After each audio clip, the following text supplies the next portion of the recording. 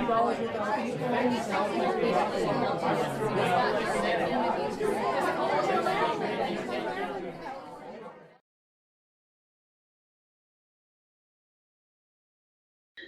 dia, gente. Tudo bem com vocês? Apesar desse calor infernal, por que será que tá calor? Será que é porque teve queimada aqui na sul do Brasil? Não sei, talvez, quem sabe. Pois bem, mais uma aula do Arte Pra Quê? Hoje o tema é o surrealismo. É um movimento conhecido, mas não tão conhecido. Se a gente for parar para pensar nas questões mais profundas dele. Então hoje a gente vai conversar sobre isso e tentar ir mais a fundo em algumas questões formativas do pensamento dessa galera que estava no meio dessa bagunça chamada surrealismo. Tá? Então vamos lá. Essas palavras-chave que eu coloquei aqui, levem elas com vocês até o final da aula, porque elas são realmente importantes e têm tudo a ver com o que a gente vai discutir. Que são inconsciente, revolução, marxismo. Olha o marxismo cultural aqui, gente, doutrinação, é isso aí. E materialidade. Tem coisas aqui que parecem que não se encaixam uma com a outra, né? Inconsciente, materialidade, revolução, inconsciente, né? Enfim, essas coisas vão se encaixar, tá? A gente vai ver que elas vão se encaixar. Vamos. Que palavras que vêm na cabeça de vocês quando vocês pensam em surrealismo, a partir do que vocês já estudaram, do que vocês sabem sobre essa vanguarda? Sonhos. Então, o sonho é o centro do negócio. E o interessante é que o sonho, que também está totalmente relacionado a sonho. O interessante do sonho é que ele pode ter mais de um significado para a gente, dentro dos nossos usos, em frases e em contextos diferentes assim de comunicação. Existe o sonho do sono, de quando a gente dorme e o nosso inconsciente cria aquelas imagens na nossa cabeça. E existe o nosso sonho de quando a gente está acordado, de quando a gente projeta um futuro, uma fantasia, uma coisa ideal que a gente quer pra gente, né? E qual é o seu sonho? O que você quer para o seu futuro, né? Tem esse sonho que tem a ver com o concreto também. Esses dois tipos de sonho estão relacionados ao que a Naira falou, da impossibilidade. Existe o sonho do sono que tem a ver com o impossível, tem coisas que só tem como acontecer realmente ali dentro da nossa cabeça, e também tem sonhos que a gente gostaria de realizar em vida que a gente pensa que são impossíveis. Tá meio maluco? Tá. Surrealismo é isso mesmo. Mas essas duas dimensões do sonho são muito importantes para o surrealismo, porque ao mesmo tempo em que eles vão valorizar muito a questão do sonho da mente, do sonho do sono, das imagens mentais, eles também vão dar muito valor ao sonho concreto, ao construir futuro e fantasias materiais, de melhora de condições materiais da vida mesmo, da vida de verdade. Confuso. Tudo é confuso nessa vida, gente. Vamos contextualizar essa molecada aqui, então. Estamos em Paris nos anos 20. Né? Na aula passada, vocês viram o dadaísmo, que era um povo fazendo muita bagunça boa, bagunça artística. E aí o dadaísmo tinha muita briga, muitas rupturas internas, porque sendo um movimento de vanguarda, ele não seguia uma linha específica, única de pensamento. Então, dentro dali podiam surgir várias vertentes diferentes, pensando naquilo em direções distintas. E é a partir disso que várias pessoas ali do movimento dadaísta e de outras vanguardas também vão meio que se ancorar em outros lados para criar o surrealismo. tá? Eles vão pegar ideias do dadaísmo, como, por exemplo, as questões de questionar valores da sociedade burguesa, de chocar esses valores da sociedade, de pensar nos objetos do cotidiano e dos símbolos do cotidiano, de pensar, por exemplo, na questão da guerra, o que levou à guerra, o que fazer a guerra, todas as questões de poder envolvidas nisso tudo, e também muito as práticas artísticas que os dadaístas estavam trazendo, como a colagem, como práticas envolvendo questões de aleatoriedade, do automatismo. Tudo isso o surrealismo vai herdar. Só que eles vão começar a organizar um pouco melhor a parte de transformação dessa realidade que eles estão questionando também.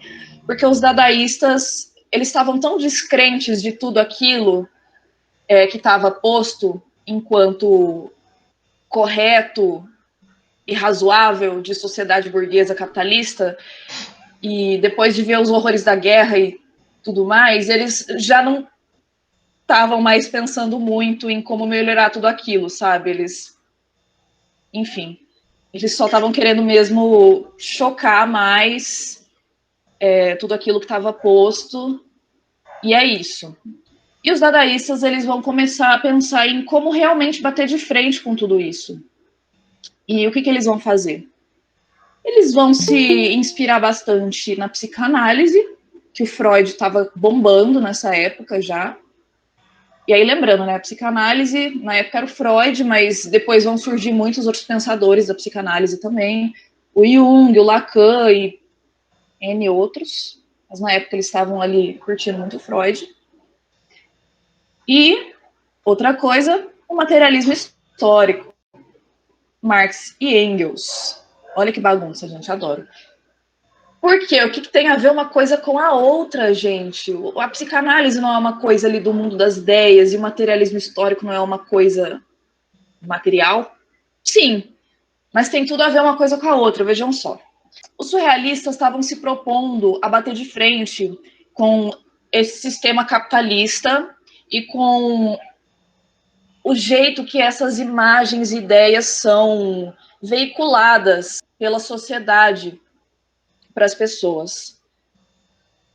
A psicanálise, além de analisar a questão dos sonhos e dos símbolos do inconsciente, ela também ajuda a pensar em como essa ideologia dominante é disseminada socialmente através de símbolos, através da propaganda, através da sociedade de consumo e todas essas coisas. Então, essas duas áreas de conhecimento se interligam de alguma forma. Isso até hoje. Ainda hoje existem muitos pesquisadores marxistas que utilizam a psicanálise e vice-versa. Sei lá, o Christian Dunker, que é famoso, ele utiliza do marxismo para as análises psicanalíticas dele. O Mauriazi, que é um marxista-leninista, ele tem referência na psicanálise. O Vladimir Safatli, que é famosão, ele também une as duas coisas. Isso eu estou falando de brasileiros que vêm na minha cabeça rápido. Então, são áreas do conhecimento que, por incrível que pareça, se relacionam de um jeito muito interessante. Pois muito que bem. Além disso, de utilizar o materialismo histórico, né, os surrealistas, eles vão concretamente se aliar a questões políticas reais mesmo do tempo. Alguns deles vão para áreas mais do anarquismo, mas primordialmente eles vão fazer parte de movimentos comunistas. Em alguns momentos eles vão acabar rompendo com o comunismo soviético, na época ali comandado pelo Stalin, e aí eles vão para o lado do Trotsky, e aí chega uma hora que vai trocando, enfim, tretas internas. Mas, a princípio, é isso, porque eles entendiam que a revolução das imagens que eles estavam pensando para o surrealismo, tinha que ter uma revolução também política. E eles viam nisso no comunismo. Então, as duas coisas juntas. Bagunça, né? Bagunça boa. Eles tinham uma relação diferente com o passado também que os dadaístas tinham. Os dadaístas queriam negar muito o passado lógico, científico, que essa sociedade vinha legando, porque era destruidor e tudo isso. Os surrealistas entendiam isso, mas eles também entendiam que existiam poetas e artistas obscuros que podiam ser resgatados, porque eles podiam agregar bastante a essa linha nova de pensamento deles.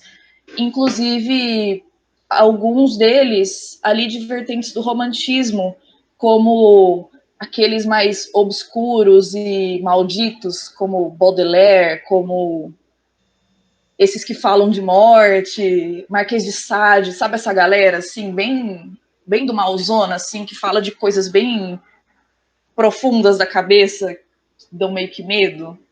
Trabalhar esses medos. Assim. Confuso mesmo, gente. Vai fazer sentido. E olha que incrível isso. Um desses poetas, escritores, etc., que eles amavam muito, que era o Conde de Lautréamont, cujo nome original era Isidore Ducasse, que era um uruguaio que vivia em Paris. Lá em 1879, ele escreveu Os Cantos de Maldoror. Não sei se está aparecendo aqui. Tem pela editora da Unicamp. Que é uma maluquice completa, misteriosa, obscura, tá? E aí, desse livro, eles tiram essa frase, que fala: belo como um encontro fortuito numa mesa de dissecção de uma máquina de costura e um guarda-chuva. Tá. Essa frase, ela aparece para falar da beleza de uma pessoa. Tá falando que essa pessoa é linda, maravilhosa, como quando uma máquina de costura e um guarda-chuva estão em cima de uma mesa de dissecação. Isso não tem nada a ver com noções de beleza clássica, né? Enfim, de cânones de beleza tradicional, acadêmicos, não tem nada a ver. E traz elementos que não são de contextos afins, colocados num contexto que também não tem nada a ver. E essa é a beleza que os surrealistas viram nessa frase e no trabalho desse autor, que é trazer esses elementos que não tem nada a ver e criar uma nova realidade com eles. É muito bom, né, gente? Vamos procurar novos elogios para as pessoas. Então, quando você tira as coisas de contexto e coloca elas num novo contexto, você cria novos significados para esses símbolos. Isso aqui está na escrita. No visual, isso também tem outras implicações. Vamos lá. E aí, os pintores e tudo mais que eles curtiam, que eles foram desenterrando. O Bosch, lá do final do século XV, que na época todas as figuras, alegorias que ele criava tinha um diálogo com o fim da era medieval, mas pra gente, a gente olha e pensa, meu Deus do céu, meu amor, o que você fumou? Né? Porque é uma maluquice completa, formas estranhas, gente fazendo coisas estranhíssimas, né? E, enfim, eles acharam aquilo incrível. E o El Greco. O El Greco era um pintor que já estava sendo desenterrado ali no fim do século XIX já. O Picasso curtia muito o El Greco e já se inspirava no jeito dele de pintar desde a fase azul. Vocês conseguem até ver algumas similaridades, se for parar para olhar. O El Greco é lá do século XVII, fim do XVI, do período final do Renascimento, que a gente chama de maneirista. E ele é bem diferentão, assim, né? Com essas figuras alongadas, distorcidas, essa iluminação meio, não sei, meio que dá um negócio. Essa atmosfera meio bem específica, bem perturbada quase, assim, né? Então eles vão desenterrando esses pintores e autores para criar referências fora desse cânone clássico, tradicional, acadêmico, para meio que ter as suas próprias origens traçadas mesmo, né? Enquanto movimento. Vou falar do Freud rapidinho. Já ouviram falar do Freudinho? Pink Freud. Sim, eles beberam totalmente do simbolismo. E sim, do Baudelaire, desses poetas malditos, o Rimbaud, Baudelaire, eu sempre esqueço o nome dos meninos, esses moços aí, que gostavam de falar de morte. Aqui no Brasil a gente teve ecos dessa vertente do romantismo também, que a galera morria com 20 anos, e aí, nossa, todo mundo era pálido que nem cadáver, e aí ia na taverna, e não sei o que lá, e usava capa, né? E aí no começo do século XX também tinha alguns poetas que não se encaixavam muito em nada, tipo Augusto dos Anjos. Então eram tendências que estavam por aí em todo canto. E é muito legal. Eu adoro. O Edgar Allan Poe também, se a gente for pensar, tipo, é toda esse resgate do terror e de lendas e contos de fadas. Isso tudo tem a ver muito com o surrealismo, sabe?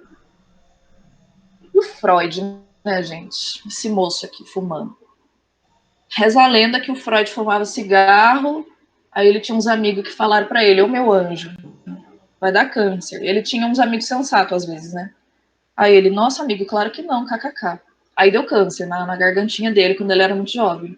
Aí ele mudou pro charuto. Enfim, né? Ele sobreviveu de alguma forma. Sobreviveu também cheirando muito e passando loló pra galera. Mas tudo bem, Freud.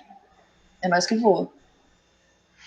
O Freud, ele nasceu onde hoje é a República Tcheca, na época era alguma bagunça daqueles impérios malucos lá. Ele se torna neurologista lá em Viena, e aí ele entra como plantonista na área psiquiátrica, pesquisa hipnose. Hipnose, aquele negócio do reloginho, né?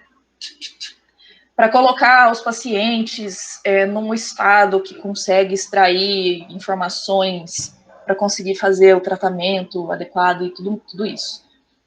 E a partir da hipnose e dos experimentos dele, que ele vai conhecendo através de outros pesquisadores, que ele consegue trazer ali a prática da psicanálise enquanto psicoterapia, de fazer os pacientes falarem as coisas sem inibição, sabe? Em vez de o terapeuta ficar perguntando demais e meio que já mudando a resposta do paciente, a ideia era que o paciente simplesmente falasse as coisas sem ficar pensando muito se aquilo estava fazendo sentido, porque isso traria mais liberdade na fala, no tratamento, e isso tinha mais possibilidade de cura das patologias da mente. A psicanálise, ela é uma psicoterapia, ainda hoje muito utilizada, mas ela também ela é um método de investigação da mente, uma teoria do comportamento humano. Então, são várias coisas que se juntam, né? O que a psicanálise estava trazendo ali? O inconsciente. Aí o Freud estava lá falando: e aí, gente, tudo bom? Temos aqui o inconsciente, lá no fundinho da cabeça. Sempre que eu penso no inconsciente, eu penso aqui atrás, assim. Eu sempre tento, não sei, sabe, pensar materialmente no negócio, não sei porquê, é muito estranho.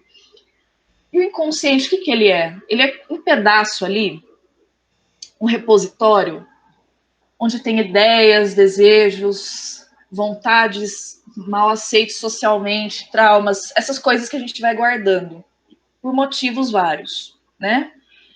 E aí ele traz o mecanismo da repressão, que é esse mecanismo de defesa que a gente vai criando contra coisas que geram angústia, contra conflitos, e a gente vai bloqueando essas coisas no inconsciente cada vez mais. Pode ser pela sociedade, pode ser por questões internas, mas essa parte da sociedade é bem chave assim para entender a questão dos surrealistas, né? Que eles vão tentar meio que abrir a portinha do inconsciente para trabalhar esses traumas sociais, meio que jogar na cara essas coisas que socialmente a gente bloqueia, né? Questões sexuais e etc. E o sonho é uma forma de acesso ao inconsciente. Por isso que o Freud estudava tanto o sonho. Pedia para os pacientes escreverem sonhos. Ele escreveu um toletão em 1899, que era a interpretação dos sonhos. Enfim, é o Freud. Escreveu mais um monte de coisa também. Escreveu muita abobrinha. Não sei porque a gente fala abobrinha, porque a abobrinha é uma coisa fantástica, mas escreveu muita coisa meio nada a ver, como todo mundo dessa época, e Eu acho que como qualquer pesquisador escreve umas coisas nada a ver de vez em quando, mas ele trouxe muita coisa interessante, assim, pra gente discutir, sabe? Então, esse é o Pink Floyd. Vamos falar do Breton. A gente já vai chegar em arte, né? O Breton, Andrezinho, adoro essa foto. Francês, tá? Escritor, poeta, teórico do surrealismo, né? Nessa época tinha os teóricos dos movimentos, essas coisas todas. Ele começa a estudar psiquiatria, mas por causa daquela primeira guerra maldita, lazarenta, ele não se forma, mas no meio da guerra ele é convocado para servir nas enfermarias psiquiátricas militares para tratar de soldados traumatizados, porque devia ter muitos, inclusive muitos jovens, inclusive da idade de vocês, né? É muito complicado pensar nisso, mas enfim, vários deles assim em estado de choque. E aí o Breton ele já estava ali em contato com esse trabalho do Freud e ele tenta começar a aplicar alguns princípios disso para o tratamento desses pacientes. A questão da livre associação, de tentar fazer com que eles falassem sem inibição sobre o que eles estavam sentindo ou sobre o que tivesse vindo na cabeça mesmo, para eles se sentirem melhor. E aí ele foi vendo melhora nos quadros de trauma deles. Aí acaba a guerra, ele se alinha com o dadaísmo, ele se inspira muito nessa questão da livre associação para a escrita, junto com alguns amigos poetas dele. Então, pô, tá vindo aqui na cabeça, vou começar a escrever, deixa o pensamento guiar a minha mão, sabe? Como se fosse uma poesia automática, uma coisa meio nesse sentido. Poesias colaborativas. Ele vai fazendo esses experimentos. Aí, o que que faz? Ele treta com a galera do dadaísmo. O André Breton, ele tretava com todo mundo, gente. Cada dia, cada semana era uma treta. É muito engraçado, inclusive. Ai, Andrezinho. E aí ele, enfim, ele rompe com o Dada, ele cria uma revista dele. Eu nem vou falar esse nome porque francês demais para mim.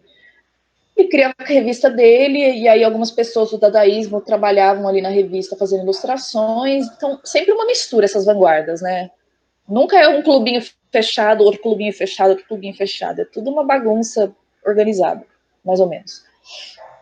E aí, em 1924, ele publica o primeiro manifesto, que eu escrevi manifesto 2 vezes. Olha que surrealista isso, gente. Primeiro manifesto do surrealismo. Ele escreveu outros depois, às vezes adicionando elementos. No segundo manifesto, ele explicita melhor a questão do marxismo, mas eu não achei ele inteiro para ler, de graça. Enfim, mas no primeiro manifesto, o manifesto que eu escrevi 2 vezes, ele fala bastante da questão dele na guerra, dos experimentos de escrita dele, de onde que veio a palavra surrealismo, do que ele se inspirou no Freud. Ele fala tudo lá. Ele é muito engraçado também, porque ele usou alguns autores consagrados, tipo, nossa, que porcaria isso, Dostoiévski, sabe, assim?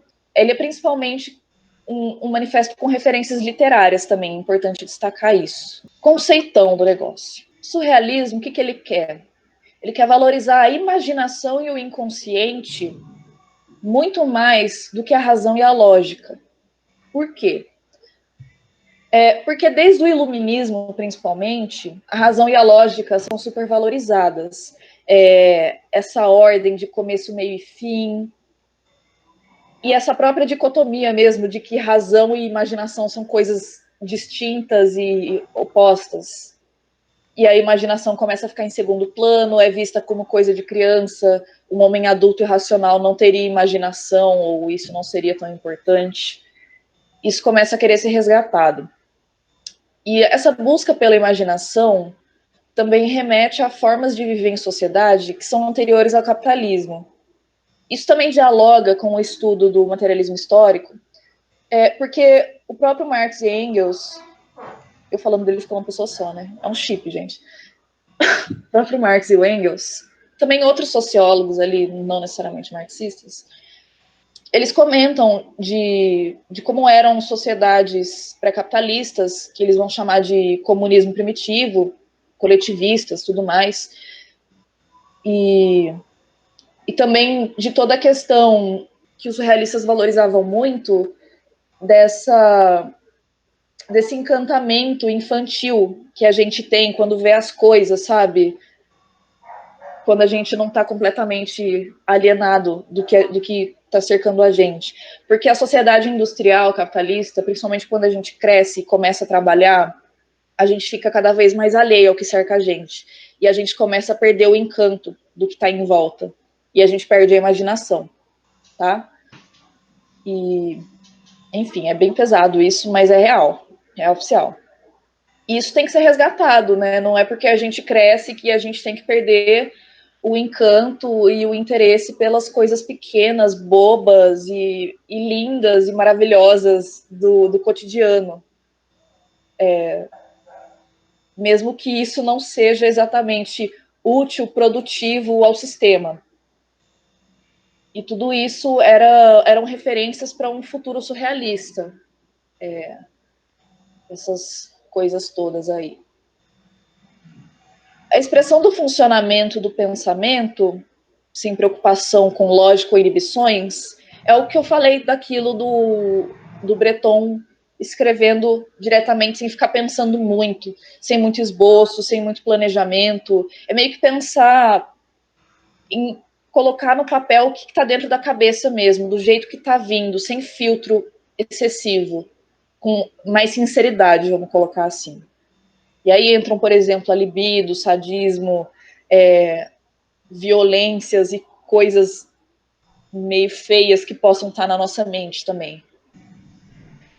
E aí, o que tem a ver aquela frase que eu tinha mostrado? A união de elementos sem relação aparente num contexto ao qual não pertencem. Isso é muito surrealista. Quer dizer, eu conheço uma máquina de costura. Eu sei, ela deve estar numa sala de costura para costurar coisas. Eu conheço um guarda-chuva. O guarda-chuva, ele serve para proteger a gente da chuva. Por que os dois vão estar juntos numa mesa de dissecação? É outra realidade totalmente diferente, né? Ali a máquina de costura não está mais para costurar, nem o guarda-chuva está lá para proteger da chuva. Eles criaram uma terceira realidade diferente. Então, tirar as coisas da realidade original deles tem a ver muito com o raciocínio do sonho, né? A gente sonha coisas num sentido muito parecido. Sei lá, eu sonhei que eu e um macaco no mar. Macaco não fica no mar. O que está acontecendo aqui? Eu conheço esses símbolos dentro dos contextos originais deles, mas aqui eles estão fora desses contextos e estão num contexto novo. A colagem surrealista vai fazer isso dessa mesma forma, como se fosse um sonho. Eu vou fazer uma colagem com uma cabeça de gato e um corpo disso dentro disso. Pá, outra coisa, sabe? Maluquice. E aí entra a interrogação da matéria. Exatamente isso. Pô, a máquina de costura não devia estar aqui, ela não pertence a esse lugar. Você começa a questionar, nossa, esse não é o lugar original dela. Ou, essa máquina de costura é feita de bolha de sabão, tem alguma coisa estranha aqui, sabe? Eles começam a subverter as coisas materiais, colocando elas em lugares diferentes ou repensando os materiais de que elas são feitas. O relógio derretendo do Dalí, por exemplo, é uma interrogação da matéria, porque relógios normalmente não derretem. Aquele relógio derrete. A gente olha para aquilo e fica, nossa, um relógio está derretendo. O relógio não derrete, né? A gente pensa primeiro na parte racional, relógio não derrete, e depois a gente consegue absorver aquilo dentro daquele sentido. Tipo, não, o relógio está derretendo, pode crer. Bagunça, né? Bagunça, gente. Balbúrdia. Trecho.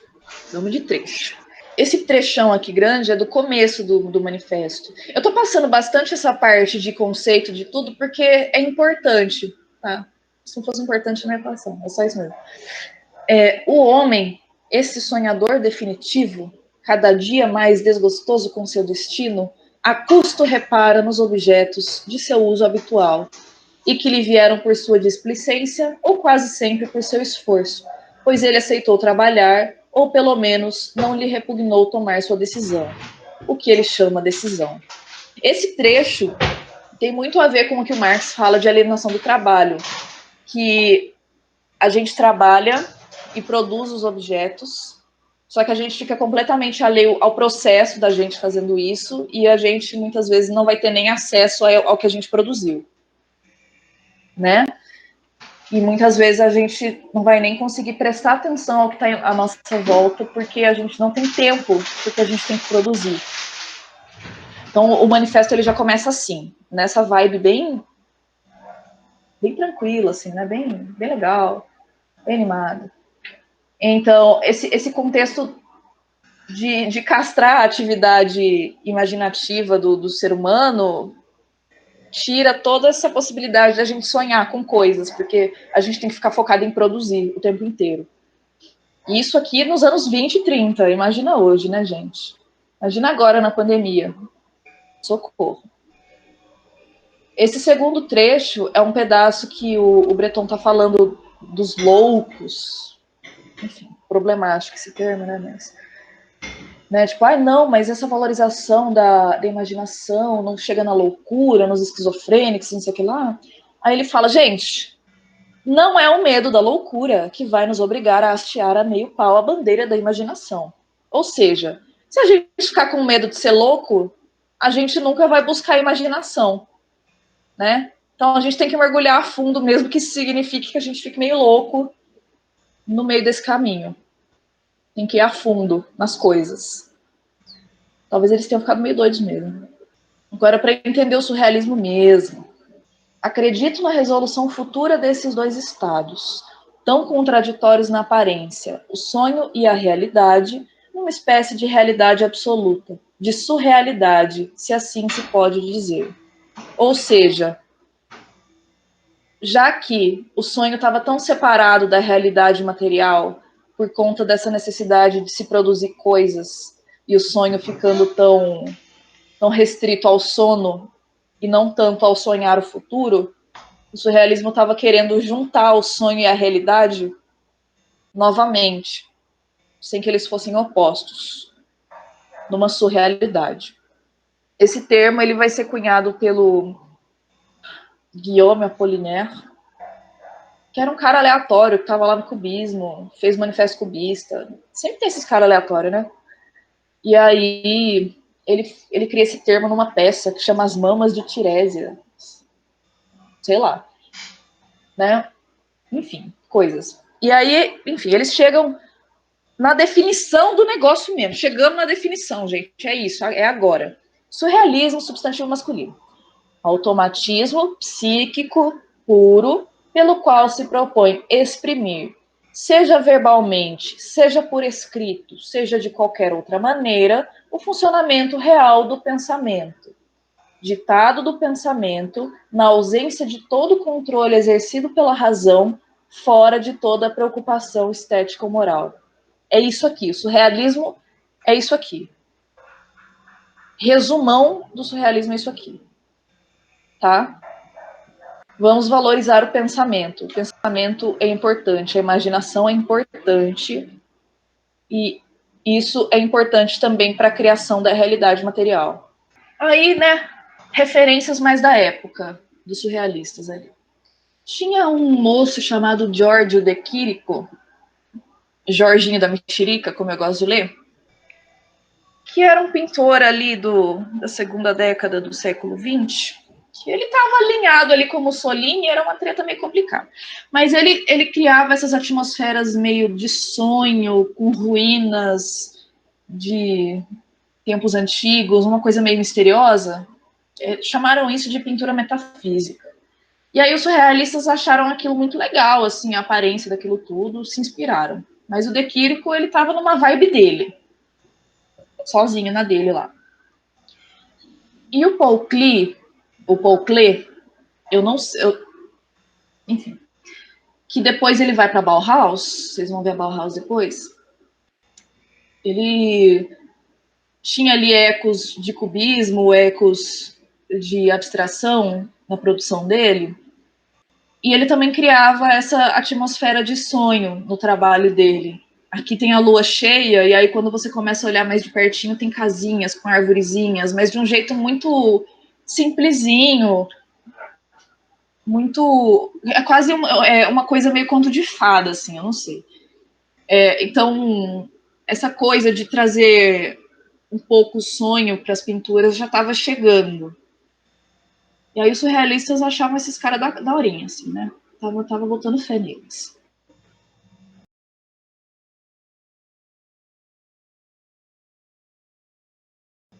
E aí a gente vai chegar agora no moço, que é o Max Ernst. Difícil falar esse nome, né? Ernst. O Max. O Max tem tanta fofoca amorosa boa pra falar, mas eu vou me concluir. Gente. Alemão, tá? Não teve ensino artístico formal, academia, essas coisas. E isso estava se ficando cada vez mais comum, né? Porque, afinal de contas, a galera estava começando a negar muito essas coisas de academia. No máximo, eles aprendiam com outros pintores já dissidentes dessas ideias. Enfim. Ele foi convocado para a Primeira Guerra, e isso moldou ele completamente. Ele até fala que ele nasceu depois que a Primeira Guerra terminou. E, enfim, né? Complicado. A Primeira Guerra para a Alemanha foi um negócio muito complicado. Ele entra para um dos grupos lá na Alemanha, e o Caio até comentou na última aula que esse foi um grupão, assim, que, né, fez coisa pra caramba. E ele realmente fez coisa pra caramba. Ele fez muita colagem, principalmente. E ele começa a estudar pinturas dos dois moços que eu mostrei ali antes, o Paul e o Giorgio. Aí ele se muda para a França meio ilegalmente, tem essa treta. Ai, Max, cada coisa que você faz. E ele se aproxima dos surrealistas, e aí ele começa a explorar técnicas maravilhosamente. Continua na colagem. Aí ele faz a frotagem, que é quando você coloca embaixo do papel, quer ver, ó, alguma coisa, e aí você passa por cima um lápis, um giz, alguma coisa, para você extrair a textura desse material. E aí, a partir disso, você pode observar, a partir dessa textura que você extraiu, uma figura ou alguma outra coisa. A gratagem, que é você passar a tinta na tela e depois raspar ela com algum material cortante para meio que extrair imagens do vazio da tinta. A decalcomania, que... Como que eu posso explicar a decalcomania? Bom, você tem duas superfícies, né? Por exemplo, a tela e um vidro, por exemplo, uma placa de vidro. E aí você pinta uma dessas a superfície do vidro e aí você carimba. E aí quando você tira, fica uma forma maluca, assim, que a tinta deixou, e muitas vezes fica meio que um repuxado, porque quando você puxa a tinta, ela dá uma, tipo um merengue de torta, assim, né? E aí você cria em cima disso que ficou ali. Então, são essas técnicas que se utilizam do acaso para a criação. A partir de mancha, a partir de técnicas desse sentido. E ele até se baseia num escrito do Leonardo da Vinci, de um dos cadernos dele, que o Leonardo está falando para olhar as manchas e pensar em formas a partir delas. Então ele era muito louco, esse cara. Gosto muito. E essa foto, pelo jeito, é do Man Ray, gente. O Man Ray que foi comentado na dadaísmo. Man Ray tirava foto de todo mundo. Homem raio. Colagem. Vamos de brisa? Vamos. Frotagem com giz, sim, muito bom. Colagem, gente, olha que incrível. Isso aqui faz parte de uma série dele, que é tipo um livro, assim, com várias ilustrações contando uma historinha, entre aspas, né? Historinha surrealista é aquela coisa assim, começo, meio, fim e nexo. Chama Uma Semana de Bondade. E aí ele pegou revistas ilustrações vitorianas e rearranjou tudo, assim, e fez essas bagunças aí totais. É muito legal, né? Mas é meio perturbador também. Tem uns muito malucos. No WikiArt tem praticamente tudo dessa série. É bem bom. E meio que parece, quando você olha, meio que parece que tá normal, assim, porque o estilo é meio parecido, né? Porque são dessas ilustrações em preto e branco. Mas aí quando você olha bem, você vê, nossa, não. Socorro. O que é isso? É meio que dividido em partes. Tipo, tem uma parte que é da água, e aí tem uma parte que a galera tem as cabeças de pássaro, assim. Aí tem um que eles têm a cabeça de Moai, tipo, sabe aqueles Moai da Ilha de Páscoa? Aí tem um que a galera tem as cabeças de leão. É muito bizarro, é muito legal, gente. É muito legal. Colagens do Maxinho. E aqui já dá para perceber bem aquela questão das coisas reprimidas ali do inconsciente, da violência, de uma sexualidade meio perturbadora, do sadismo, né? Essas coisas vão aparecendo. E aqui é uma pintura dele. Eu peguei uma para dar para ver mais fácil, que aquele com certeza usou decalcomania, que é aquilo que eu falei de carimbar a mancha da tinta para fazer a partir das formas. Talvez ele tenha usado também uma técnica de fazer a tinta pingar, assim. Que os surrealistas eram cheios dessas técnicas do acaso, e também de técnicas. Caiu um grampo que estava no meu cabelo. De técnicas colaborativas de desenho, de pintura. Então, tem listas e listas disso também, que é bem legal. Se a gente tivesse no presencial, a gente podia fazer isso, né? Chateado. Então, aqui, assim, você percebe que são figuras meio humanoides, meio que lembra alguma coisa de pássaro, eu não sei, mas meio que é meio perturbador, porque você não sabe direito o que é, sabe?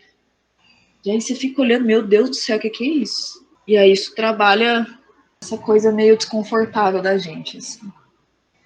Pesadão, né? A sombra me olhando quando tô dormindo. É tipo isso, gente. É uma vibe assim. Então, mas o Max é esse. Ele tem umas paisagens também que, nossa, é uma coisa que você não entende direito o que é essa paisagem, e você fica olhando, assim. E tem muito disso no surrealismo, sabe? Não entregar de bandeja 100% o que é, porque a imagem ela tem que ser meio que um ponto de partida para você criar suas próprias interpretações. O Breton, no Manifesto, por exemplo, ele critica muito os escritores que descrevem demais nos romances, porque desse jeito, como é que o leitor vai ter qualquer papel de interpretar o que está escrito, né? Não tem nenhum tipo de ambiguidade naquela escrita. Então, os pintores, eles vão pensar nisso também. E vai ter muito essa treta de tipo, bom, será que eu pinto exatamente o sonho? Será que eu deixo lacunas para a pessoa preencher? Né? Então, o Ernest, ele definitivamente deixou lacunas para a gente preencher. E isso é interessante demais. Mirozinho. Olha que fofo, gente. Ele é lá espanhol, etc., estuda belas artes, conhece o Picasso, conhece todo mundo, conhece Fauvisme, Dadaísmo, enfim. Dá rolê com todo mundo, conhece o Breton, né? E aí ele dialoga com o surrealismo, mas é aquela coisa. Não é porque é um movimento que todo mundo que está nele está 100% nele do mesmo jeito, né? As pessoas têm suas poéticas, seus direcionamentos. E o Miró, ele tinha uma poética muito pessoal. Ele não estava muito afim dessas coisas de psicanálise, mas ele se interessava por essa questão da imaginação e do desenho infantil, que tinha a ver também com o surrealismo do resgate da imaginação, dessa imaginação perdida infantil, dessa espontaneidade infantil perdida da vida adulta, né? Então ele pensava muito nisso daí. Só que tinha alguns temas não muito infantis ali também, lógico, né? Porque, enfim. Então ele tinha ali esses símbolos fantasiosos, essas coisas todas, essas maluquices, né? E ele tirava fotos fofas assim. Olha aí. Olha isso aqui, gente, que maluquice. À primeira vista a gente vê que tem olhos. E a gente reconhece olhos, né? E aí o resto? O que mais que tem? Sanguessugas. Olha, ela vê uma mulher nua mesmo. Elefante. Olha que doideira, gente. É muito incrível isso, né? Porque ele tem a proposta inicial dele, ele coloca alguns símbolos ali que tem a ver com a proposta, mas ainda assim tá muito aberto para quem tá vendo. É tipo um universo de bactérias e olhos de uma nuvem fofinha. Gente. Que doideira. O rolê aqui é que é uma mulher. Ok, né? Teoricamente tem os olhinhos, nariz, seios. Aparentemente tem a genitália também. Acho que tem perninha, bracinho, sei lá. Bom, de um jeito bem desconstruidão, né? E aí ela tá aí com as constelações. Mas com certeza ele pensou, vou fazer de jeitos muito ambíguos. Né? Inclusive de jeitos ambíguos bem... Porque, enfim, né? Surrealismo é isso. Se der uma imagem 100% pronta, como é que você vai valorizar a imaginação da pessoa que está vendo? O Miró também é interessante, tem uma época que ele começa a fazer releituras de obras de arte, por exemplo, de holandeses do século XVII, sei lá. E aí ele faz nessa vibe, assim. E aí é outro olhar para uma imagem certinha, sabe? É bem interessante. Quando você rearranja as partes das coisas, você consegue ver outras coisas ou rever essa mesma coisa de um jeito diferente. Maluco, né, gente? Ah, Magritte. Magritte. Magritte, belga, né? Ingressou na Belas Artes. As primeiras pinturas dele eram meio X, como todo mundo nessa vida, normal. Aí ele começa um contrato com uma galeria nos anos 20. E aí ele, lá em Paris, conhece a galera surrealista. Aí ele vai pro lado do mal, né, gente? Ainda bem, né? Aquelas conversas. Brincadeira. E aí ele começa a produzir junto com a galera, se envolve com todo mundo ali. E aí a gente vai ver uma reflexão sensacional vindo dele em breve. Enfim, aí quando termina esse contrato dele com a galeria, ele volta para Bruxelas durante a Segunda Guerra e fica lá recluso, meio tristinho. Mas esse é o Magritte. Isso aqui é muito chave pro surrealismo, gente. A ideia disso daqui. Alguém sabe francês ou não? Eu sei o que está escrito porque existe tradução. Glória a Deus. Né? Isto não é um cachimbo. Por que essa birosca aqui não é um cachimbo?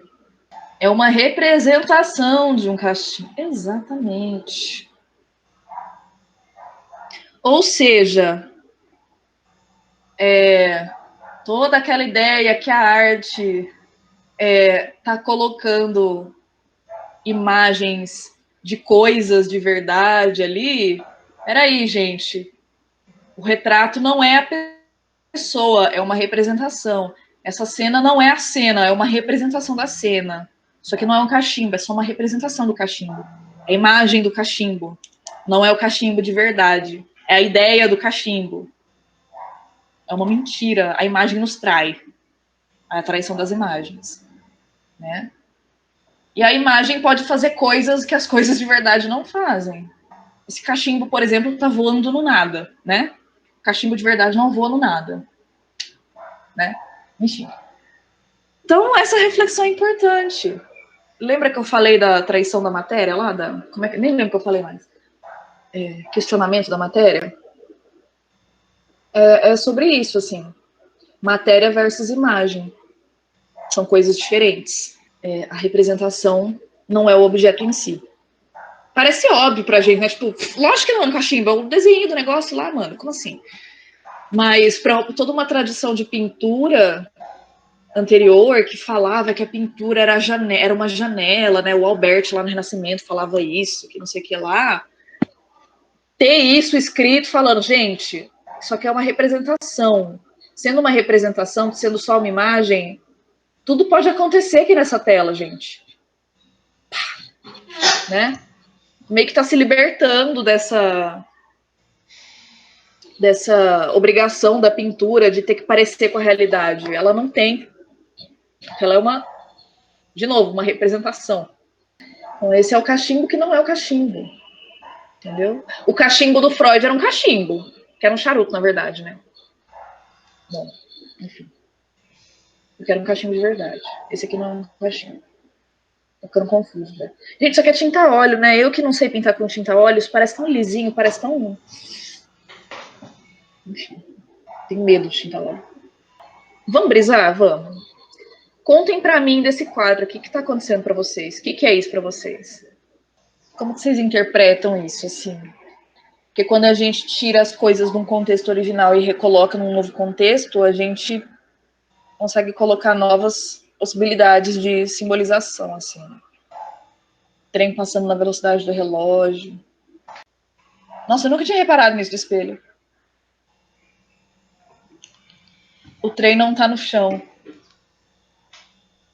Uhum. São várias subversões do que seria normal, né? De um trem, de um espelho, desses elementos do que seria normalmente. Nossa, o ônibus é bom, né? Olha que louca. O trem parece que tá preso. E essa subversão de coisas cotidianas meio que ajuda a gente a parar para olhar essas coisas cotidianas, mesmo que elas estejam em lugares bizarros, né? Você para para perceber, nossa, o relógio, ele... Pera. Você começa... Vendo numa situação bizarra, você começa a olhar para sua própria realidade, sabe? Não é louco isso, gente? Porque é exatamente isso. Olhando para uma situação absurda, você reflete sobre a situação normal. O raciocínio é esse. GTA, olha que louca, gente. A fumaça como se ele estivesse mexendo, mas ele tá paradão. A gente tá dando medo em vocês já? Vamos mudar então. Vocês estão aterrorizados já. Vocês querem cancelamento, é isso? Esse cara é muito xarope, gente. Nossa senhora. Vamos lá, né? Tem que falar dele, porque, enfim. Eu vou falar meio rápido, assim, porque, enfim, né? Tem em todo lugar a informação dele. Enfim. Espanhol, aquela coisa toda. Ele estava lá na academia de belas artes, de não sei lá onde, essas coisas todas. Aí ele foi expulso porque ele era muito chato, ele ficava fazendo graça, batendo de frente com o professor, enfim, ele era muito chato. Talentoso, etc. Beleza, mas tem gente talentosa que não é babaca, então, enfim, né? A vida. No começo ele estava bem cubista na vida dele, conhece o Picasso, o Magritte, o Miró, aí ele vai para fase surrealista, lá nos anos 20. Aí ele é expulso do grupo surrealista em 34, ele tratava muito com o Breton por uma coisa que, sinceramente, é importante. O Dalí, ele não se alinhava às questões políticas do grupo, não simplesmente, não me identifico com o comunismo, não sei o que lá. O cara era um fascista mesmo, sabe? Quando o Hitler estava ascendendo ao poder, ele fazia menções ao Hitler na pintura dele. E aí ele tinha alguma maluquice erótica, assim, sei lá, com o Hitler na cabeça dele. Não sei que porcaria que passava na cabeça dele, não tem desculpa para isso. E aí, quando ele volta para a Espanha, ele apoia o governo do Franco. Que, inclusive, o pessoal do surrealismo estava apoiando toda a insurgência contra o Franco na época. Enfim, não tem desculpa para isso, Dali. Desculpa. Não tá. Enfim. É isso, esse é o Dali, gente. As pinturas são ótimas, elas são, mas assim, tem gente que faz pintura ótima que tem um coraçãozinho mais bacana, né? Então, assim. É a life, né, gente? Vou falar dessa conhecida aqui, persistência da memória. Persistência da memória das pessoas que você denunciou para o governo Franco, né, Dali? Enfim. Lembra que eu falei dos relógios derretendo ali, ó? Isso aqui é aquela pintura que a gente já viu 1000 vezes, né? Coloquei ela por causa disso mesmo. Talvez para parar para olhar ela com atenção. O que vocês acham? Ela é de 31, ele ainda não tinha sido expulso. Tava tretando muito. Cavalo. Pode ser. Com formiga, eu sei que ele tinha coisa. Morria de medo de formiga, aterrorizado, assim. Tem várias menções de formiga nas coisas dele, tipo. Tomara que o cadáver dele tenha sido comido por formiga. Ganso? Não sei. Parece um olho humano fechado com cílios, assim, mas... É um homem pra mim. Ele que inventou. Vejo o nariz e os cílios. Tem o nariz... Não, se for um nariz, tem um ranho saindo, gente. Não é possível. Mas tem um ganso também. Não é um negócio amarelo. Cavalo. Nunca tinha visto um cavalo, gente. É muito legal isso. Tipo, agora eu vejo uma coisa, agora eu não vejo outra. Porque os surrealistas estavam explorando bastante essas imagens que podem ser duas coisas, sabe? Sabe quando você vai num site e aí tem aqueles anúncios que você clicar é vírus? É um desenho que aí tá perguntando, é um cavalo ou é uma mulher? Sabe? Aí tem um desenho assim, aí você fica olhando. Sabe essas coisas?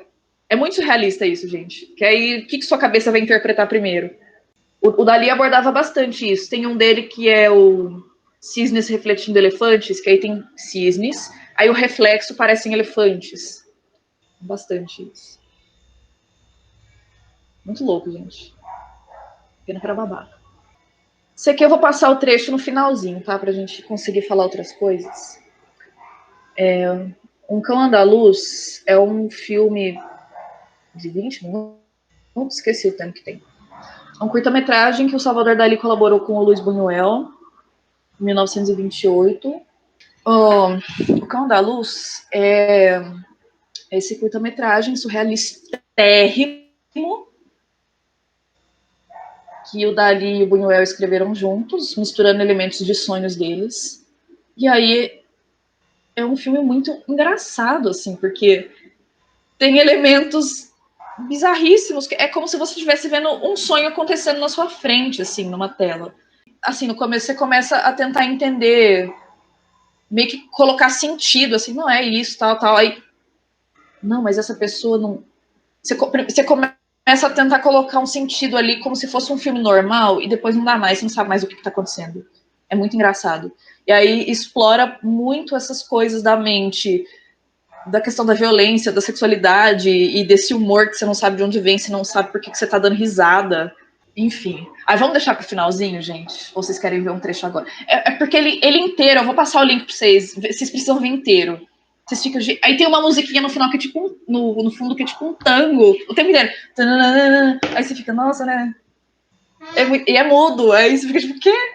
É dedo no nu e gritaria o negócio, gente. É surrealismo em 20 minutos, aquele filme. Carol, Fala, meu amor. aqui os vídeos ficam travando. Ficam, né? Uhum. Eu posso passar o link pra vocês verem, então, depois. Filme preto e branco que parece filme de terror. Sim, inspirou filme de terror, inclusive, se eu não me engano. Até porque filme de terror mexe muito com a psique, com a mente, com os medos profundos da gente. Isso tem tudo a ver com surrealismo, né? Então, tem umas cenas que você fica. É aquela coisa, você tampa o olho, mas você faz assim, ó. Sabe? É bem assim. Eu acho filme de terror breguíssimo, mas o Cão da Luz é chique. E não é por causa do Dali, não. Dali não. Mas esse é o Cão da Luz. E aí, ai, gente, a Elsa Schiaparelli é o amor da minha vida. Vocês vão ter que pesquisar ela depois. Ela fazia muitas colaborações com o Dali. A Elsa Schiaparelli era uma estilista sensacional. Sem Elsa Schiaparelli, a gente não ia ter roupa rosa-choque, a gente não ia ter zíper em lugares não úteis, a gente não ia ter roupas divertidíssimas, sabe? Com estampas divertidas, com inseto, com. Mano, maravilhosa demais, eu amo muito ela. E aí ela criava umas coisas meio malucas, assim, em parceria com o Dali, mas sem o Dali ela também era ótima. E aí eles criaram esse chapéu sapato. Tipo, pera, o sapato é no pé. Mas e se eu fizer um chapéu que é um sapato e botar na minha cabeça? Essa é a ideia. E já que o surrealismo estava questionando tanto o cotidiano, por que não colocar elementos surrealistas no cotidiano, não só nessa arte para ficar vendo, né? Por que não botar um chapéu na cabeça? Não? Gente. Pinguim loucão, pode ser um pinguim loucão também. Pinguim loucão. Gente, a Elsa Schiaparelli é tudo para mim. Nossa senhora, eu amo demais. E ela era rival da Chanel. No fim, acho que as duas elas colaboraram com os nazistas, então no fim elas são amigas, né? Mas, enfim, o que eu posso falar sobre isso? Mas a Schiaparelli era muito foda. Sem Schiaparelli não ia ter como ter Vivienne Westwood, não ia ter como ter Alexander McQueen. Quem gosta de moda maluca é nós. Schiaparelli. Enfim. Chiquérrimo. É isso, gente. Eu usaria esse chapéu. E era uma época que todo mundo usava chapéu, né? Então, pensa, imagina você sair com um chapéu na cabeça. Sensacional, gente. Tudo pra mim. Então, o Dali, ele trabalhava, assim, em várias áreas em que ele podia colocar a arte dele, né? Os surrealistas, eles se interessavam por muitas coisas, além de pintar, fazer colagem, etc. Gente, vocês têm... Gente, fuçem coisas da Elsa Schiaparelli. Tem a marca meio que foi revivida, assim, agora, mas vejam as coisas dos anos 30, 40. Tem um vestido esqueleto, tem um vestido de lagosta que ela fez com o Dali, tem um colar que é de plástico, assim, e tem uns besouros. Mano, os besouros coloridos, assim. Tem um casaco que tem os botõezinhos que são os acrobatas. Tem uma capa pink que tem um sol atrás. Nossa, é maravilhoso, gente. É tudo pra mim. Se eu tivesse dinheiro. Ai, ai. Bom, essa é a Merit Oppenheim. Essa mulher que se estrutura óssea maravilhosa. Vocês viram só? Chiquérrima. E aí a Merit, né? Muitas mulheres no surrealismo. Não sei se vocês estão percebendo. Tá? Muitas minas. Tem outras aqui que eu nem contei. Tem, nossa, a Dorothea Tennant, a Leonora Carrington, Remédios Varo. Mano, várias delas, inclusive que o Max Ernst casou com todo mundo, né? Eu falei que eu não ia contar as histórias dele, mas enfim. Bom, a Merit Oppenheim. Ela rejeitava muito essa ideia de arte feminina, que existia ainda na época, né? O que um homem criava, o que uma mulher criava. E ela foi meio que na onda de teorias do Jung sobre criatividade andrógena. E o Jung era outro teórico da psicanálise, então a psicanálise ganhando novos ares. Ela faz uma exposição individual em 1936. Façam as contas, a mulher tinha 23 anos. Quem que faz exposição individual com 23 anos? Ainda mais uma mulher nessa época, pelo amor de Deus. Deus abençoe Merit. Anjo. Né? Ficou plena ali na sua vida, num ateliê privado na Suíça. Sempre foi super escandalosa, desde jovem, assim. Sempre foi diferentona, maravilhosa. E ela, assim, fez escultura, performance, joia, figurino, pintura, poesia, foi precursora de muita coisa, assim, enfim. Essa mulher era incrível. Não é à toa que ela tá com essa cara de vencedora aqui nessa foto, gente. É foda. Não corta foda, tá, Caio? Vocês já devem ter visto isso. Eu não vou falar da Remédios, mas eu amo ela, gente. Eu amo a Remédios. Medicines. Já viram isso? Eu lembro que eu tinha um livro de arte, não sei se era no quinto ano. É quinta série, eu não sou da época dos quinto ano.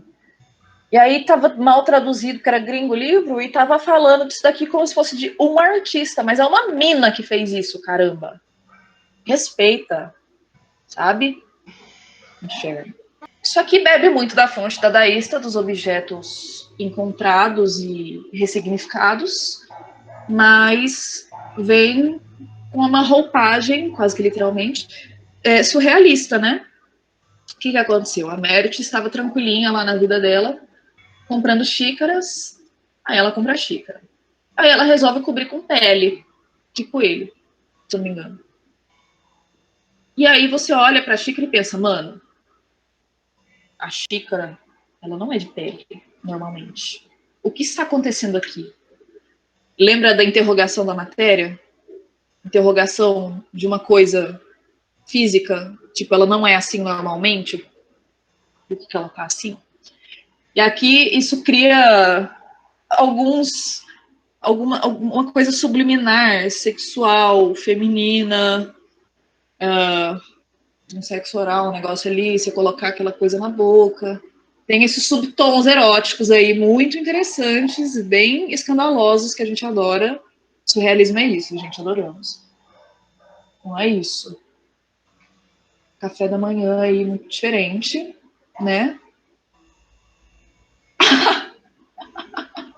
Ela tinha muito esses subtons, assim, no trabalho dela. É isso, gente. Escândalo é isso. Se é pra fazer escândalo, vamos fazer isso. Imagina isso dos anos 30, gente. Sabe? Nossa, e ela em arquitetura era muito legal também. Tipo, tem uma mesinha dela que tem perninha de pássaro. Ai, adoro. Maravilhosa. É isso, gente. E essas luvas? De novo. Luva. Por que sai dedo na luva? Sei lá, uma luva. Socorro, gente, que rolou? Né? Questionando objetos cotidianos. A partir disso tudo. Esse é muito que rolou, né? E são coisas que meio que convidam a gente a utilizar também. A pegar, a ver como é que é. A testar essa sensorialidade também. Vamos de controvérsia? Quer dizer, controvérsia entre aspas, né? Bom, vamos de Fridão. Fridão com o seu... Não é nem esse partilho, mas esse rolê de gesso que ela fez para segurar melhor a coluna, com esse símbolo lindíssimo, tá? Que quando a gente vê caneca e blusinha falar não me calo, não tem essas coisas falando, né? Mas enfim, foi esse martelo na Frida.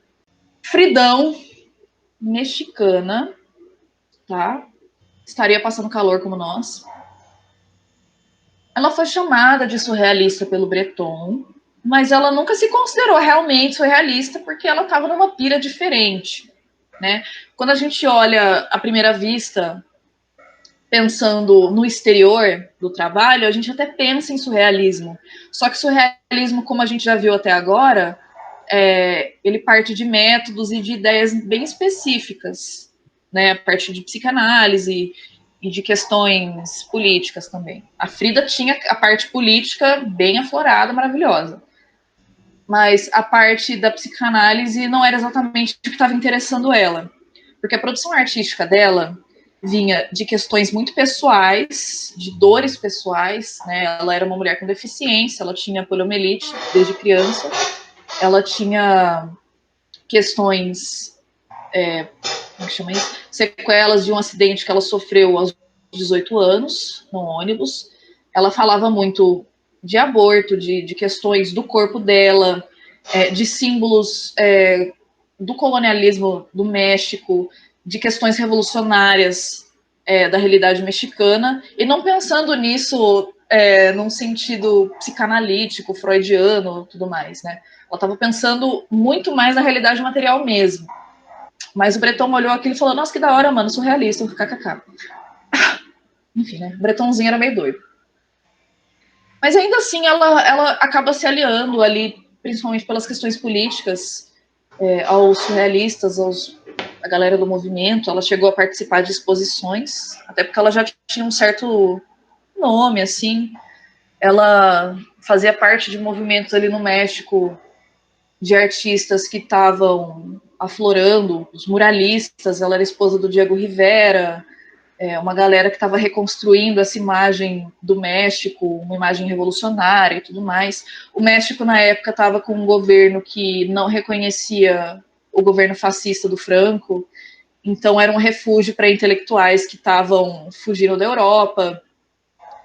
Inclusive, foi por isso que o Breton foi para lá, e inclusive o Trotsky, quando dá a treta lá na União Soviética, eu nem vou entrar nessa treta, porque como diria Jones Manuel, é um tema emocionado, o Trotsky vai para lá, ele e a Frida tem um ziriguidum, né? Opa! E, enfim, aí fica essa coisa, o Breton vira BFF ali do Trotsky, aí fica todo mundo muito BFF, né? Aquela coisa toda. Então o México meio que vira um ideal surrealista para os europeus nessa época do fascismo, porque, enfim, né? A Europa tava uma merda, tudo fascistada, porcaria, e ali era meio que um refúgio comunista pra galera, de certa forma, porque ali ainda dava pra fazer alguma coisa. E a Frida tava afim ali da parte política, parte psicanalítica do surrealismo nem tanto, porque ela tinha a brisa dela, como eu já disse. E aí a gente entra nessa questão importante.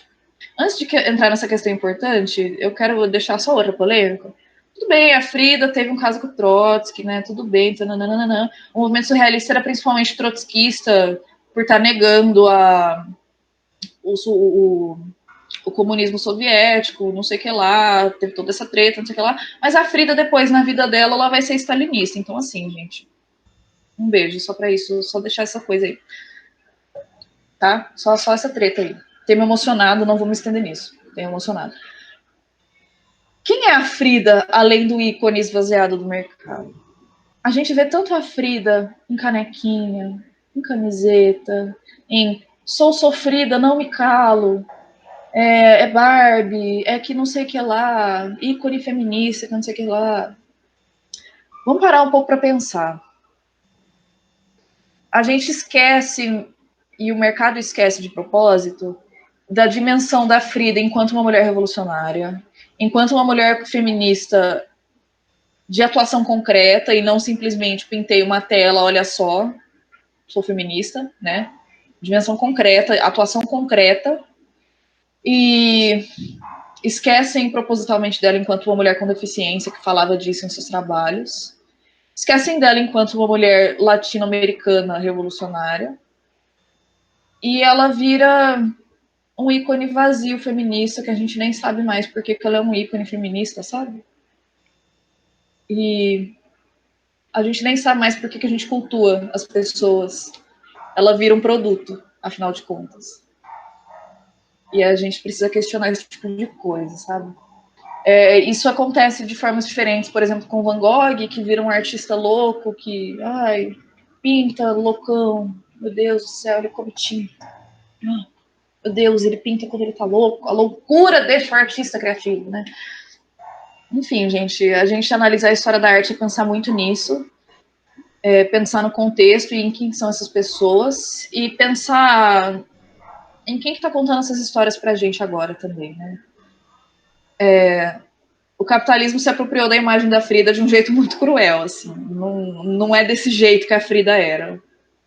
Não era esse tipo de coisa que a Frida defendia. A Frida era mais do que isso, sabe? A Frida se revira no túmulo, sabe?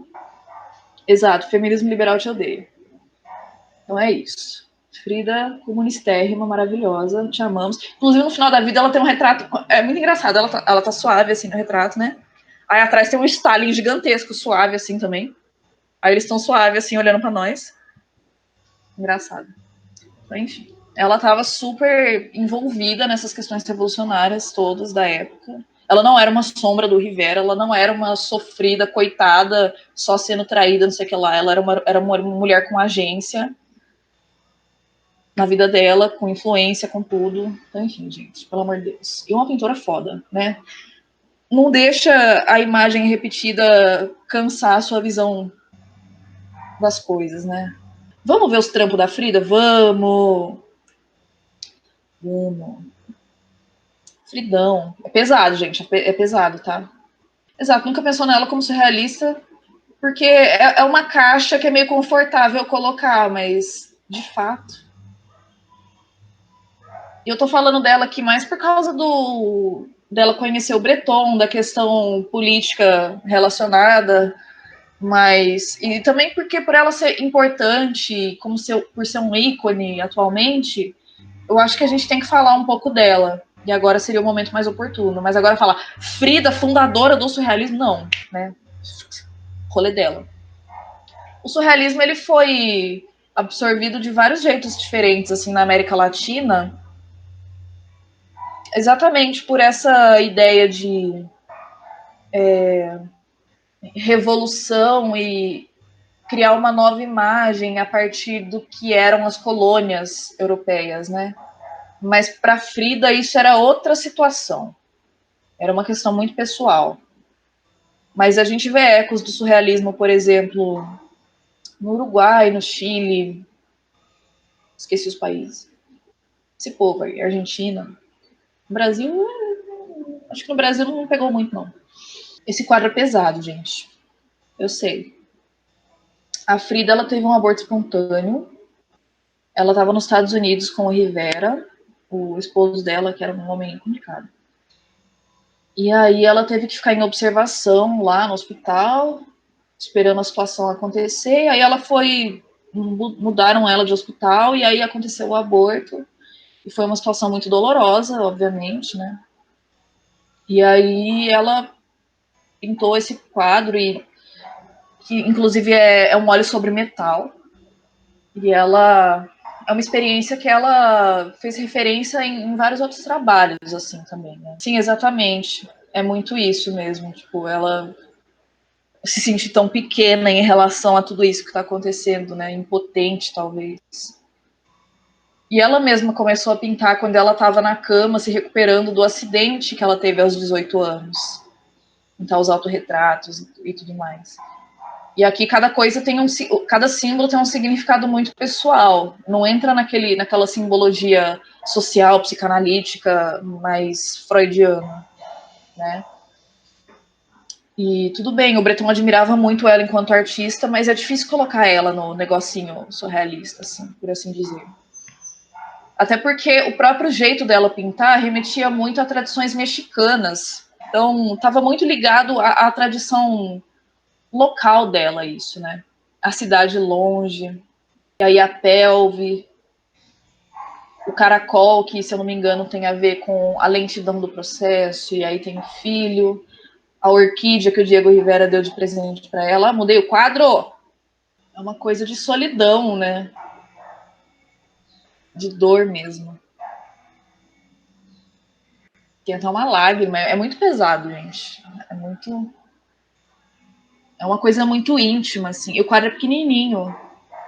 É bem pequenininho.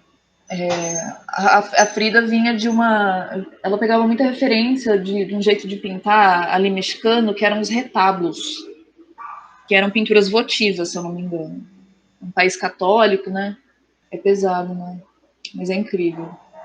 Uma coisa tão pequena ter tanto poder emotivo e, sabe?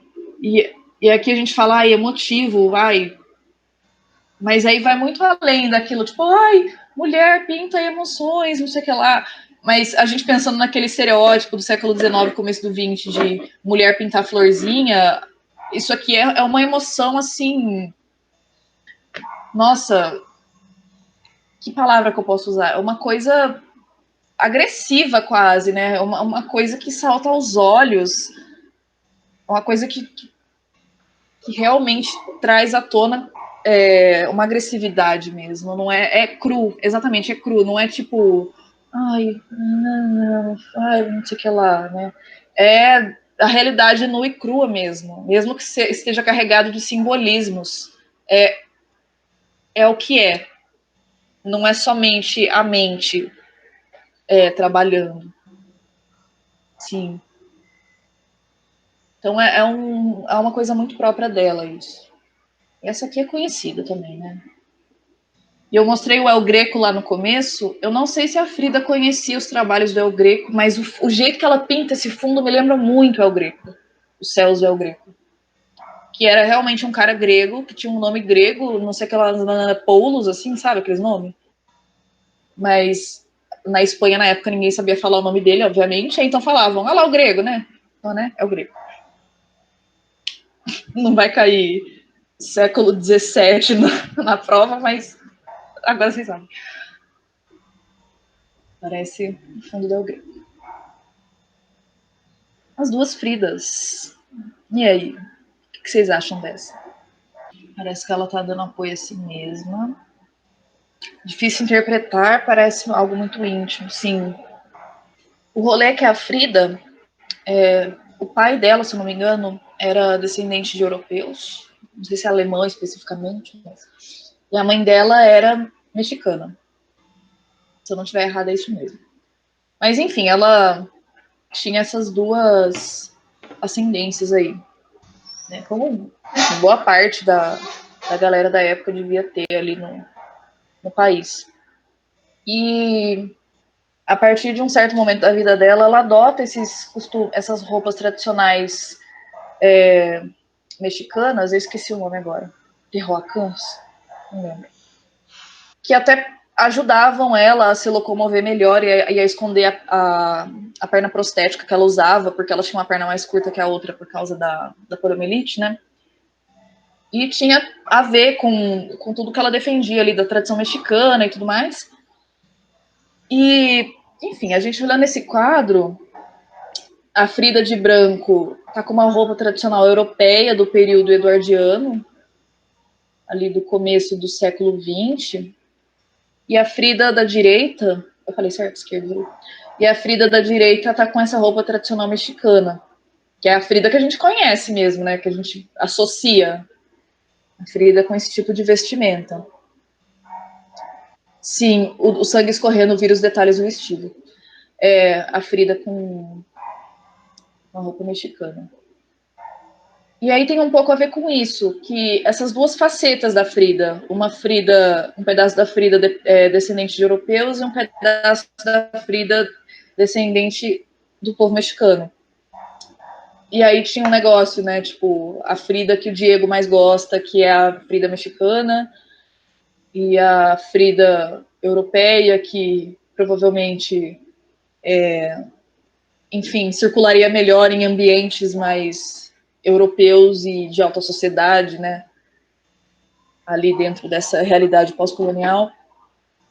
E essas duas Fridas interligadas, né, cada pedaço do coração em uma dessas duas Fridas. Essas duas Fridas são uma só, sempre lutando entre si. E isso é aquela coisa sempre, inclusive faz muito sentido dentro da nossa própria realidade de América Latina colonizada, de se pensar enquanto, enfim, enquanto povo original, enquanto colônia, esse tipo de influência, o que a gente traz, o que a gente cria em cima disso, né? E aí esse sangue que o Forceps está tentando segurar, só que o sangue cai mesmo assim no vestido e cria os bordadinhos. E aí na outra mão ela está segurando um retratinho que tem o Rivera. Tem várias questões aí muito pessoais mesmo, mas eu acho que dá para a gente pensar também nessa parte da própria América Latina, assim, da colonização. Não sei, eu tenho essa brisa, mas dá vontade de ficar olhando o dia todo mesmo. No Google Arts and Culture, olha a pronúncia dela, dá para dar um zoom muito bom em algumas coisas, assim, você fica, tipo... Até nesse negocinho que ela tá segurando com o retratinho, dá pra ver bem, assim. Até porque essa pintura é grandona, ela tem 1,73 m. Tipo, é do tamanho de uma pessoa, assim. E é interessante, assim, porque se você for alto o suficiente, você fica na altura dos olhos dela, né? Você consegue olhar na cara dela. Nunca tinha pensado nisso. Eu não sou alta, então eu não olho. Queria, mas precisaria de um banquinho. Não ironicamente. Porque esses olhos sempre estão olhando, né? Sempre estão dialogando com a gente de alguma forma, tipo, trazendo a gente para dentro dessa realidade pintada. E meio que convida a gente para esse questionamento, ou para isso que ela está querendo dizer também, né? Mesmo sendo uma realidade muito íntima para ela tá trazendo a gente para discussão, sabe? E é importante a gente pensar isso. Uma coisa que eu achei bonitinha é que o Diego Rivera falava que a monocelha dela parecia um pássaro alçando voo. Eu achei bonitinho. De resto, ele era um bosta. Mas, um muralista é foda, mas de resto, ele era um bosta. Pegou uma delas, gente, pelo amor de Deus. É isso, né? E é isso, né, gente? Acho que acabou. O filme eu vou deixar o link para vocês. Eu vou deixar o link também do Manifesto do Surrealismo do Breton. Eu vou deixar o link.